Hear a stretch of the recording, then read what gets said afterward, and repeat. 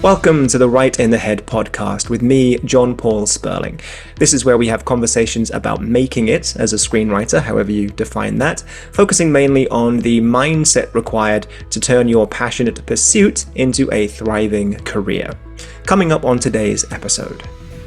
Nick Viscounty has worked for an impressive array of entertainment companies such as New Line Cinema, Warner Brothers, HBO, and currently, you may have heard of them, Walt Disney Pictures. He's also authored a book, the aptly named Starting in Showbiz. Nick and I get into the power of good story, the necessity of good marketing, and the value of creating your own stories. Nick Viscounty, welcome to the Right in the Head podcast. Thanks for joining me today. How's it going? Good. Thanks for having me. Excited to be here. Yeah, it's an absolute pleasure. I'm very excited to dive into this conversation today around story versus marketing. And for anyone that's listened to me talk before, they will know that I have a rich, interesting, well, actually, I shouldn't say interesting. It's definitely been rich experience in marketing, having come from an agency background, and I still work as a consultant. So this is a really interesting topic for me. So thank you for picking this one out. I'll start by asking, what is your particular interest in that question? Why is that something that screenwriters and other creators should be looking into, is the marketing of the whole showbiz industry? Has it become more important recently? Has it always been important? Why has it drawn your attention now? That's a good question. I think aspiring screenwriters are always asking the question too, do you write for the market or do you write your story? What do you do? And I think it's still very mixed. I hear from different people, oh, write what you know and write very true. And some people say, toss that away. Write what's hot right now. And, you do see trends, tons of trends. It's like with, Bohemian Rhapsody comes out, and then everybody wants to do a biopic about a singer, and the title is always their most famous song. Yep. I Want to Dance with Somebody, Whitney Houston. Rocket Man. Mm-hmm. Yeah. So I'm amazed that nobody's done Wonderwall, the Oasis story, but I guess I'm British and maybe no one over here has heard of that. But right. Well, and right now they're doing A Complete Unknown, which I don't know if is that a song by Bob Dylan? I don't know. So they might have, Searchlight is doing it. Embarrassed to say that I don't know. No, Timothy Chalamet is playing Bob Dylan, and I wonder. Of course. Yeah, naturally, Timothy. But I think it's always an important question, because especially amateur filmmakers who are aiming to be professionals, I've heard advice like imagine the poster, which one sheets aren't really used anymore, which is unfortunate because there was an art to it. Like really good movie posters is one of the things I love the most. Like the guy, I think his name's Saul Bass, who I might be pronouncing it wrong, but he did all in the 50s. He drew like the Vertigo poster, and I have that one. They're beautiful posters. He used to do all of them. He used to do all the James Bond posters, and hand drawn. And that's what B-movie posters are also fascinating, and they're so great because that's all they had for marketing. And so I think the biggest question is, what do you try to imagine the movie, imagine the trailer, and that's the most important part, or is it just tell a good story? Like Juno is a good example of a film that I think has a spirit to it, and I think Diablo Cody wrote it because this was the story she had to tell, and then she broke out. I assume. I don't know totally about it, but now marketing is like, we're not going to make it unless we know exactly how to market it, where is it going to go, and if it's going to do well. I mean, that's why IP, I think, and it always has been a thing. I mean, some of my favorite movies are based off books. The Godfather was a bestseller, Mario Puzo, Silence of the Lambs. But there were also a lot more original screenplays and Shane Blacks and people like that. Mm-hmm. Yeah, it's been more and more popular recently, and I think it's just talking about IP specifically. And I believe it's because the general trend in the industry towards things that have already got a proven audience. And that's fair, speaking as a marketer. If you were to launch a new product, for example, if you're a startup or even an established business, if you could launch a brand new product that you've never tested on a market versus a new and improved version of an existing product that's done really well in the past, clearly sensible people would go with the new and improved. It's quite rare that you would go for, let's just take a punt on this thing that we've never tested before. Let's just see how that goes. Oh, so 100%. Yeah, and so from that perspective, I see the reason why people would go either with IP or with people who have created something that's already got a strong following on social media, for example. You've got kind of proof of concept built into the product, which is a good thing when it comes to, let's call it the bottom line, how well the thing is going to perform. Not so good when it comes to seeing truly original TV shows, movies, songs, whatever artistic industry you want to turn to. So I think that there's been that trend, and there's definitely pros and cons to that. So from your experience, do you think that has been a major hamper to screenwriters? Do you think that has slowed people down or made the industry even more frustrating? Or do you think there's ups and downs, and really it's just on us to still make it work? It's a loaded question. It's a lot. I think screenwriters, one thing I noticed is when I graduated college, I had an expectation that you were going to write a screenplay and it was going to be hot or not, but people, like, that was enough. And then right when I got out of college, they said, no, you need to package it. You need to have director attached. You need to have actors. You need to have pretty much the movie ready to go. I mean, there's too many good scripts out there that nobody really wants to, and actually, like what you were saying, take a chance on that. If you have every person you add to the film, it gets more and more attractive. It becomes less and less of a risk. It's like, oh, well, I wrote a script and I have Tom Cruise wanting to be in it, and he's talking to a director right now. Okay, now we got a movie. And it always kind of has been that way. But if you just had a great script, you'd get noticed. And I think that's kind of gone away. There's also kind of what you were mentioning is the studio executives, for example, they pick the safe option because they want to keep their job. And so, in doing a remake or a sequel and it fails, because they do fail, just like every, it's every risk. It's still a risk, but if someone says, hey, Pirates of the Caribbean 6 bombed, you say, it was out of my control. It was the safe option. Whereas if you picked, an indie screenwriter who's done one movie or no movies, and it fails, it's like, what are you, an idiot? You're fired. That's really interesting. So they're picking the safe option, and it's giving them that kind of safety net, that ability to say, well, what else could I have done? I went with Pirates of the Caribbean 6. What would you have done? Yeah, what would you have done? Yeah, it's a really good point. That's what, I think being around those kinds of executives and kind of like thinking, kind of just kind of rubbing elbows with them and kind of how they think, they're really, they are very smart. Like, how do you make bad movies? And there's that saying that everybody working on a film is talented. Like, it takes a lot of talented people to make a bad movie. It does. It really does. It's like yeah. It happens, and it's similar to the other. Like, no one sets out to make a bad movie. Right. Bad movies exactly happen because of a million small decisions made along the way. And marketing can make or break your film. And I read that Barbie spent more money on marketing than the production budget, and I don't know if that doesn't sound common to me. It's probably happened in the past at some point, but it does. That's more and more becoming common, and that blew me away. And A24 got famous actually for their creative, low-budget marketing. So that's always that. A24 always stood out to me in that sense. But the fact that Barbie spent more money on the marketing, it's telling of where I think the industry is going. If that's true, and I haven't validated that. But if that's true, that is remarkable, because that was not... Fact checked me, yes.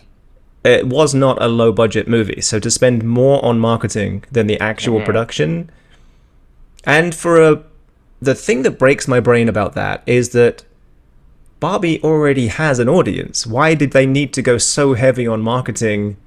They had Margot Robbie and Ryan Gosling in the lead. Barbie has a massive audience, and they still felt the need to pump millions of dollars into marketing. That's crazy. I think Barbie, it spans over multiple generations. Granddaughter, you can take your granddaughter to go see it. I actually witnessed that firsthand because I went with my mum and my niece, plural nieces. So she was there with her grandchildren and me, and we all enjoyed it. We all knew who Barbie was. It's a multi-generation audience. And look, I'm saying, it's shocking that they spent that much on marketing, but it grossed over $1 billion. So I mean, it clearly wasn't a waste of money. Right, and that's the thing is, with the superhero movies, they spend almost as much on the production budget, and that's pretty common, and that's why they have to pretty much crack $1 billion to break even, because they split 50% with the exhibitors. So if it costs $200 million, you add another 150, so it's 350. It has to gross $700 million to break even, and that's nuts. I mean, it's huge expectations, and if there's even just a little bit of competition, and there's the whole thing too about the reason why I think people are leaning so much on marketing is because people don't go to the movies as much anymore. Right, and it's become it's become a very specific type of film that one might still expect to see having a national theatrical release and big crowds attending. The Marvel Cinematic Universe being, one area of film that's still got that corner of the market. Although I would say that those movies haven't been performing as well in recent years. But yeah, it's not very common now to see a straight up screwball comedy with a theatrical release. Doesn't seem to be happening as much. Most of those are going straight to streamers. And I think Brian Cox wrote that and it's a good point. I think like what film used to do, television is doing. Like everyone's attention is on television, and I don't know, medium budget kind of things, more grounded human stories. That's where we're finding them. We're not finding them on the big screen. We're finding event movies. Horror will always kind of do well in the theater. I don't really think there's many horror TV shows. They do exist, but like horror movies will always, it has an audience, they're events. So I think if you want to intentionally scare yourself, go to a big room filled with other people. Don't stay home and do it with the TV. That's my opinion. So that's actually a good point. Yeah, it's safe. It sounds safer, but yeah. Then all you have to do is get home from the cinema without imagining the man with the bloody stumps and the knife. You don't have to just go to bed in your own apartment, which is terrifying. That's why I don't watch. Turn off the TV. Yeah, grab the kitchen knife and go huddle under your duvet. This is why I don't watch horror. So let's talk about, in practical terms, given that the industry has gone in this direction, and probably will continue to do so because it is a good business strategy, what can we do as screenwriters? Should we be up in arms about this? Should we be pushing back and panicking? Do we just keep focusing on the stuff that we want to do? Maybe rather than saying what should we do, because that's a big question, what are you personally spending your time focusing on? Are you still leaning towards, I'm going to write whatever I like and I think would do well? Or are you now spending more time thinking about the finished product and how you would market the product? I think developing a strategy in film and just in general, whether I talk to actors or I talk to directors, I think really developing a strategy is important. I'm partial to creating your own IP. That's one thing. There's so many benefits even if the trend went back for some reason to original screenplays, you actually retain so many more rights by, let's just say you have a book. You're only selling or optioning the rights to the film, but you own the radio. Not that really listen to the radio, but podcasts and television, right? Like they have to come back to you every single time and ask for permission and pay you. But if you wrote an original screenplay, you're signing over all your rights. So I think in a weird way, we were actually in a great time to be a screenwriter if you can leverage it the right way, because people didn't really do that. Also, like in the 70s and 80s, 90s, people original, you just write an original screenplay, hopefully get a nice payout, and that was it. But now there's many different avenues to make money, or to at least make different kinds of media. And if I wasn't doing IP, I would definitely do proof of concepts, and everyone's kind of doing that, but trying to package those proof of concepts as well is a good strategy. I think,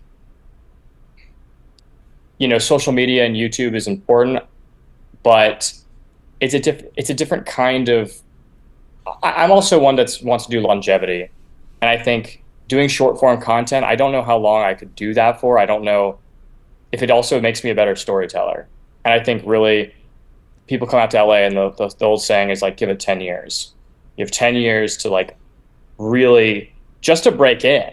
That's not even for your craft, but just to break in, it might take 10 years. Yeah. And you have to constantly be getting better. And I remember Akira Kurosawa, when he got his Oscar, he was like in his 70s, and he said, I don't really know much. I'm still learning. And he's like top 5 filmmakers of all time, obviously. But that's kind of the mindset that I've had in the last few years, because really becoming the best storyteller you can is the goal. And I think having a craftsman mindset it also keeps you from burning out and getting jaded, I think. But to answer your question, it'd probably be to develop your own IP right now. Take your power back. I'm really glad that you circled back to that part of your answer, because that was the part I wanted to kind of just go deeper on, because I'm sure much like me, there's a lot of people listening to this that don't quite know what that means. So when you say create your own IP, can you give me a practical example, maybe something that you've done or you're currently working on? Are you talking about writing a novel and creating IP around that, or is that too big to get started? That seems like a massive project. What would you define it as? Writing a novel is daunting, especially if you've been trained in screenwriting or you're leaning towards that. But I think if you have just an idea, I would try to write a short story. I actually know a lot of journalists turned screenwriters. Write an article, like a nonfiction article, or that gets options so often. There was a time when the studios were every day they were optioning articles from the New York Times. That's obviously, if you're a journalist, that really works. But I think writing short stories, comic strips, have some friends get together and, create like just a small graphic novel or a small, just short story. I think starting small, and then all of a sudden, right when you create something, it's copyrighted. You own it. And that is kind of a good stepping stone. You build up all this little IP, and then, all of a sudden you're more attractive to agents and managers. Because if you just have a screenplay, it's like, well, that screenplay costs $500,000 or $2 million to make. But if you option if a studio wants to option your short story that's been, in a few magazines, that's much more attractive. Like kind of what you said earlier, building audience, like just to know that there's a little bit of an audience. And also it helps with the marketing. I know Megapolis got a bunch of trouble for fake movie critics creating reviews for it, but that's kind of part of it. You kind of want those reviews to add into your marketing, onto your posters, into your trailers. So even if the small print is a magazine you've never heard of, but just start small and then create IP that's, whether it's a short story or maybe comic strips. There's so many ways to tell stories now. That's where I would start. Yeah, and going back to what I was saying earlier about if you're a business and you're launching a product, one of the ways to grow an audience as a business is to diversify your portfolio.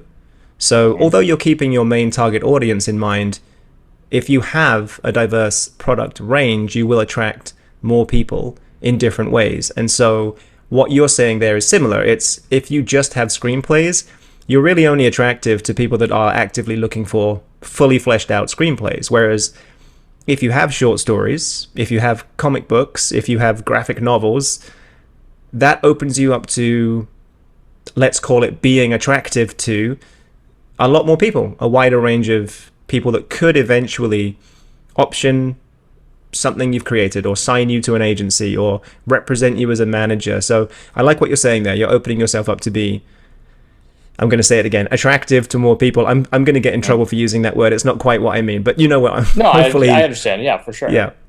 I liked the word you used to diversify your portfolio as if you were like a stockbroker, but it's true. Yeah. I think if you just write screenplays and there's no one buying screenplays, you're going to be in trouble. Yes. Or you're going to feel stagnant for a long time. But if you do a little bit of different things, you're going to definitely have more options. Yeah. And be more. And if you look at the market of people who are looking for screenplays, if you take 100% of that market, people who are buying screenplays, from that 100%, you take away 50% because they're the ones only looking for IP, take away another 25% because those are the people that are only going to go through one of the top 4 agencies, take away another 10% for people that are looking for a specific type of screenplay, whether that's based on DEI requirements or something similar. You gradually get down to there's about 8 people in Hollywood that might be looking for a first-time screenwriter's script. And unless you know them, chances are very slim that you will break through, which sounds incredibly depressing, but it really isn't. It's just realistic, and that's why they call it a 10-year town. You have to figure out that part of the journey and how you can overcome it. At least that's my opinion.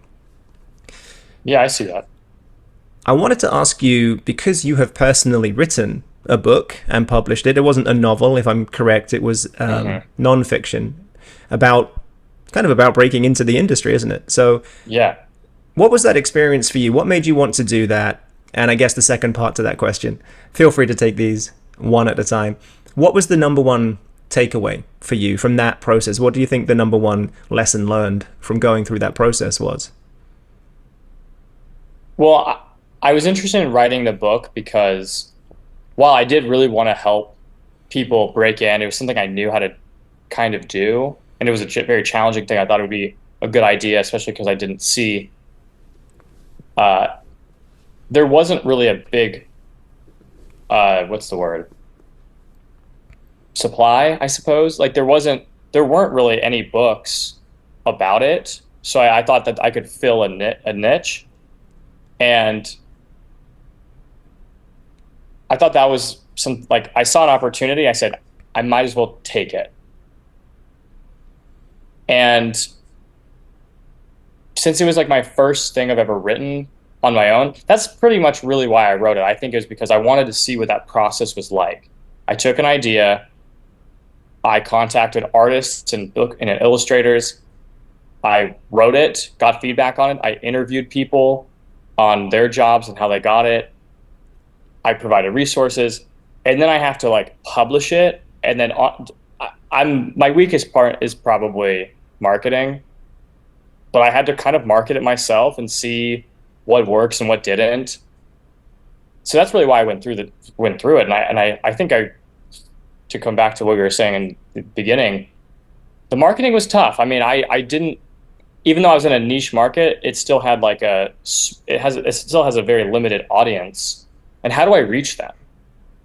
And I will say, one of my uncles I worked for, it's easy to give away things for free, but it's hard to get people to buy it and invest time into it, because while it is a short book, I have to convince somebody, well, not convince them to buy it, but just, hey, I think this is a great book for you. But then for someone to buy it and then invest time into it, it was a learning experience for sure. Yeah. something that I've learned over the years of doing marketing for things like books and online courses, actually the lower the price point, the easier it is to shift the product, but the harder it is to get people to engage with the product. Because if something is free, they don't put much value on the product itself, because you gave it away for free. How can this be any good?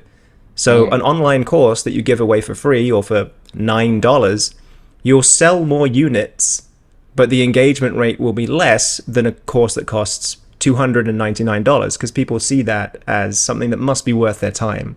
It's really interesting. I gotta take these notes. I gotta write these notes down. I should have. Well, I was going to say, when you said marketing was your weak point, I was like, well, we need to chat, because that's my strong point. We might need to. Okay. Yeah. Wow. Anyone listening to this episode, you are now witnessing a collaboration in the making. This is happening. Yeah, I was. Well, the cool thing I just wanted to mention though too is taking that leap though. I was surprised how much support I got. And it really did help people. I was really excited. That was actually the most rewarding part, is to actually have to sell a book to someone who needed it. They used it, and then they got what they wanted, and that was really rewarding. And to see all the different people I met because of it, that's also really exciting. Just the fact that I did it and I didn't know. I met Kathy through it, who introduced us.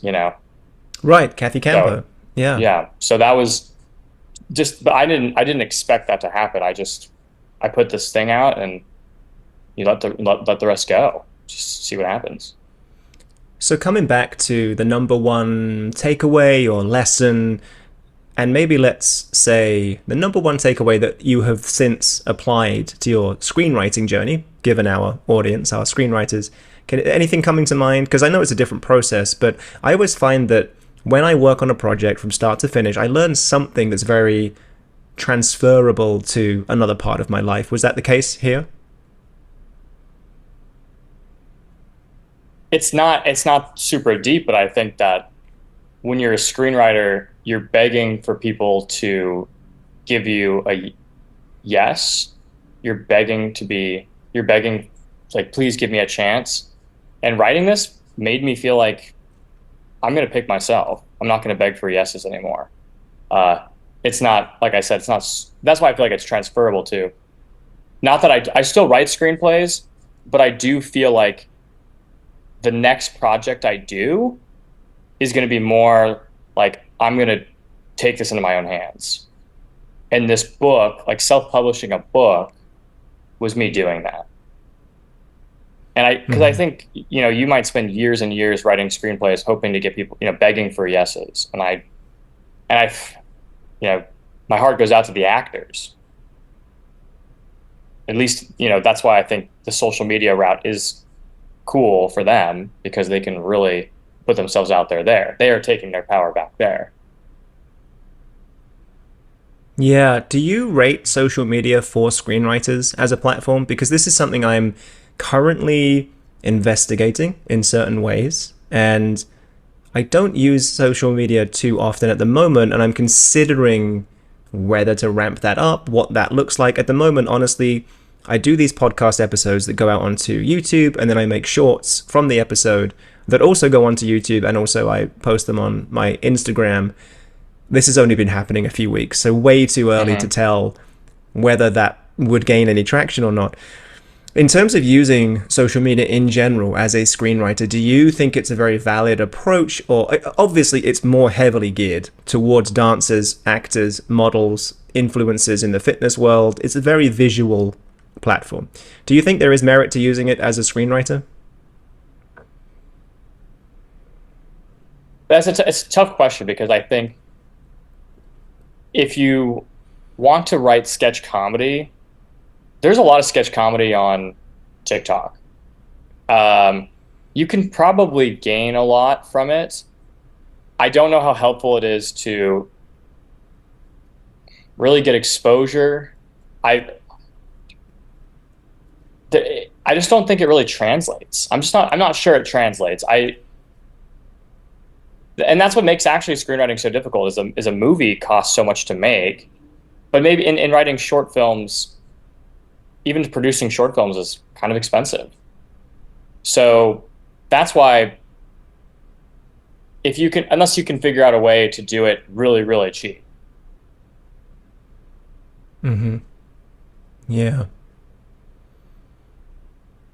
I think same initial response from me so far. I've looked at it and thought, I'm not sure this is where I make the most progress. I think of it as what's really going to move the needle as a screenwriter. So the podcast, I get to talk to a bunch of other screenwriters. I don't have a huge audience at the moment, but I'm connecting with screenwriters all the time because I want to do more episodes, and I make them, quite fun, quite easy to do. So even just as a networking tool, this is great. And one thing I've learned is your network is incredibly important. So 2 thumbs up for the podcast, even if no one's listening. I just love doing it, and I love talking to writers. Social media, though, I don't get the same feeling of connection. I don't really see where it could go as a screenwriter, and I'm sure there's people out there in the marketing world. Gary V, if he ever listens to this, is screaming at me right now because I'm an idiot and I should be on social 17 times a day. But I just, as a writer, I don't see it as that much of a needle mover, unless, like you said, it's something like, look, if you're dead set on doing sketch comedy and you're big on TikTok, that could eventually be something for you. So there's some rare circumstances where it could work, but this might not be helpful. But something I've noticed is I've talked to people who are successful in TikTok and Instagram, social media, making stuff, and their ultimate goals have changed, but they would like to make movies. And so but what I from my perspective, I don't think it's actually as helpful to go from that. Like, I think by just focusing on screenwriting or, writing in general, you're bypassing a step. So that's from what I see. I think that because, like I mentioned, it's a craft, you could, like, if I started all over again and I was like, 16, I think it's totally fine. I think it's super cool. You take your camera, you write stories with your friends, you make it in a minute or two or whatever. But we're a little bit older, and we didn't come from that generation, and I think storytelling is different. And that's and that's like one thing I really want to hammer home is storytelling is different than content. It's not the same thing. And yeah, very important. And I think people are going to get pretty upset about that. No, I think it's a very reasonable thing to say. No, you're probably right, because if I'm a content creator listening to this, I might be offended. If I'm a storyteller, I can immediately say, yeah, that's correct. But if you don't know, that's the thing. Exactly. if you don't know what it is to be an actual storyteller, you might find that a bit feather ruffling. Yeah, and I think that's why storytelling can translate to so many different things, whether you're a poet, a writer, a screenwriter. Content's not really that. And if storytelling happens in content, it's an accident. Content That's is not the point. In my world, and again, this is heavily influenced by marketing. In my world, content is a strategy to gain eyeballs. And there are many people that go about it with the best of intentions to help people, which is admirable. But if that content didn't get seen by anybody, it would be pointless. So content marketing, the clue is in the name. It's marketing. It's all about how many views, how many plays, how many likes, how much engagement. So in that respect, it's completely different world to storytelling, which sure, some of storytelling, going back full circle now, is about can we attract an audience, because why would we tell a story if no one's going to watch it? That's a whole other thread I don't want to tug right now, because technically we do that every day. Yeah, it's a good question. No, I Well, haven't we really thought much did. We about it, did tell stories from the beginning of time. We've told stories around campfires, and there was not many people listening at that point, but we still had a great time doing it. So we could talk about the evolution of storytelling. That feels like a different episode. it's a different episode, but it's still a great episode. I would listen to, if you didn't bring me on, I'd listen to it, or that sounds like a great one. Hey, look, part 2, right? You and I, part 2. Yeah, part 2. We're gonna collab on some marketing stuff. So let's also do part 2 of the podcast and go deep on the history of storytelling. I love that.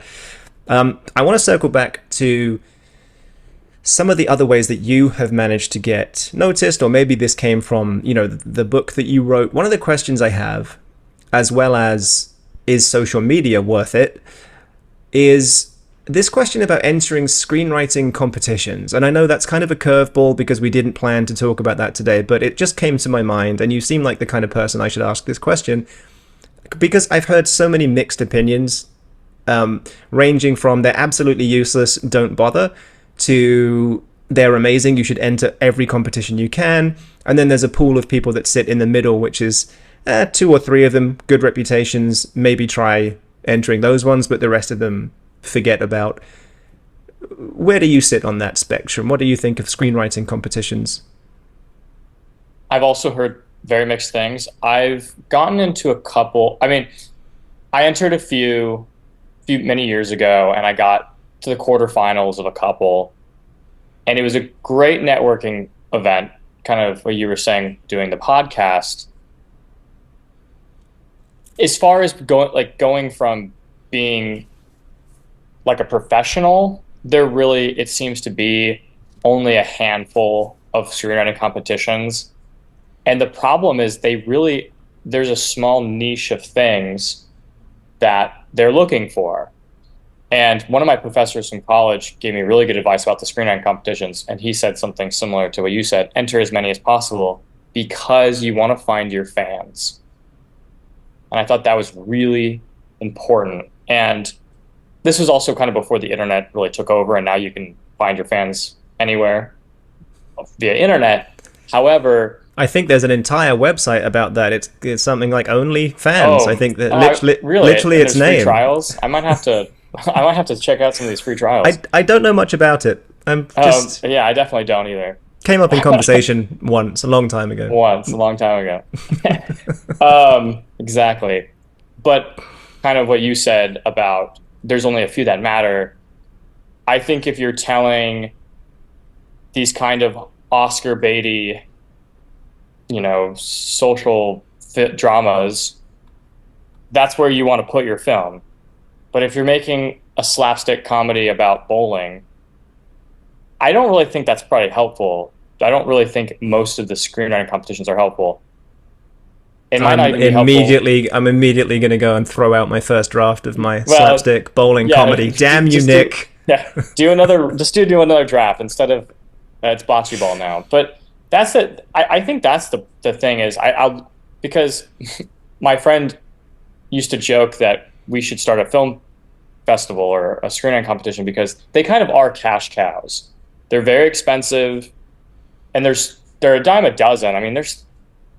Between film festivals and screenwriting competitions, there's probably over 1,000 just in LA.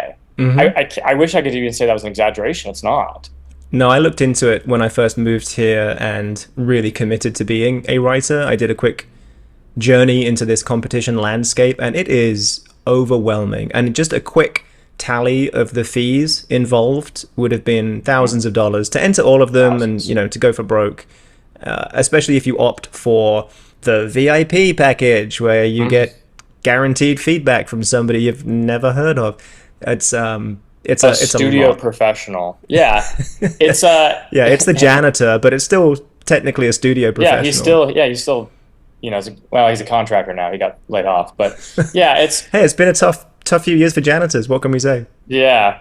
And it still amazes me. I think if you do the Nichols, Sundance, AFI, maybe or AF, is it AF? I think it's AFI that has competition, or those big festivals, and you get in, more power to you. And I actually do know somebody who was a semi-finalist on the Nichols And I think that's actually how he got his manager. But like those are the kinds of things he writes. And if you Right. like writing horror, that actually might be a good strategy though. If you like writing horror, there's Horror Fest in Pasadena. Mm. That's why it's probably the value. It's networking and finding your fans, finding your friends. But if you kind of have this intention of making a short film or writing a screenplay and you're going to try to get an agent or try to sell it or make some money, you're probably going to be in the hole, first of all. You have to spend some cash because you have to enter a lot. And it's just too much out of your hands. And I haven't heard enough stories of like that miracle happening. Yeah. I feel the same. For all the competitions I've looked into and all the winners that I've met, I'm thinking before I say this, I think it's true that I haven't met any professional screenwriters who are previous competition winners, or if they are, that wasn't how it all came to be for them. It was one step in the journey, but it wasn't the thing that... Actually, I can think of one person, friend of mine called Tori. I think he won a competition years ago and therefore got represented by CAA. He's no longer with them, but for a while that worked out pretty good for him. So That's a it pretty does. good story. Yeah. It does. I should get him on the podcast. He's a really good guy. Actually, that would be a great episode. So it does happen, but that's considering how many writers I know and how many writers I've spoken to, and that's the only example I can think of. That says something, I think. I would be curious. I would be careful whether, like, if you're just starting out, I would advise against the screenwriting competitions unless you want to just see what they're like. That's different. If Yeah, you want that's to a good way of looking at it. Could be just like, be for the experience. yeah, like, hey, I'm gonna write a screenplay or a TV pilot and get feedback. I think those, and just see what it's like. I did when I was really young. I was like underage. I was 17, and I wrote a screenplay. Yeah, Underage screenwriting contest I know entrance. that's underage screenwriters, and I got some harsh feedback. Like, and that destroyed me as a teenager. But I think it was good for me. Like, that's reality. I reached out to an agent. Yes, you need those slaps in the face early on. Get them out the way.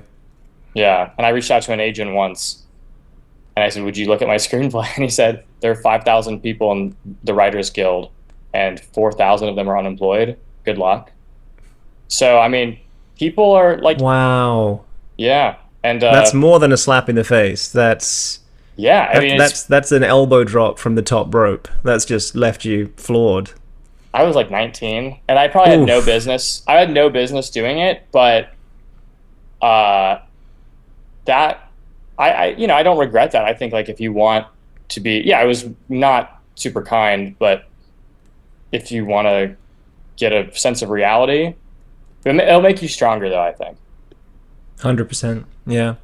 Nick, this has been such a great conversation. I have loved this. I'm going to watch it back and probably make a few notes, because some of the stuff you've mentioned here, I feel like I should have been taking notes, but I was focused on the conversation. So thank you. I appreciate it. Thanks for having me. Oh, it's been amazing. Yeah, where can people go if they want to engage with you further? Are you on social media? Can they contact you? Do you have writers' profiles on any of the writing websites? Where can people go? Yeah, so I have a website, Nicholas Viscounty. It's just my name. And Instagram, Nicholas Viscounty, keeps it really easy. I'm on LinkedIn too. If you have any questions regarding anything I said, or if you want to know more about getting your first job in Hollywood, you can always message me, connect with me there. I love that. And we will obviously link all of this in the description, as well as a link to purchase your book. So hopefully we can drum up some more business. I did say I was going to help you with marketing, so we'll start with adding a link in the description. Yeah, first steps, yeah. And I'm absolutely serious about, let's do episode 2. Let's talk about history of storytelling and how that influences us today, because it really does. I think it's, as part of your journey into studying screenwriting, I do think some time should be spent on actually just understanding storytelling, why it works, what makes a great story, looking at that from this evolutionary perspective, the psychology perspective. All of that's just super fascinating. So let's do it again soon. Great episode. Thank you. All right, I'll let you go and enjoy the rest of the day. I'll talk to you soon. Thanks, John. Thank you.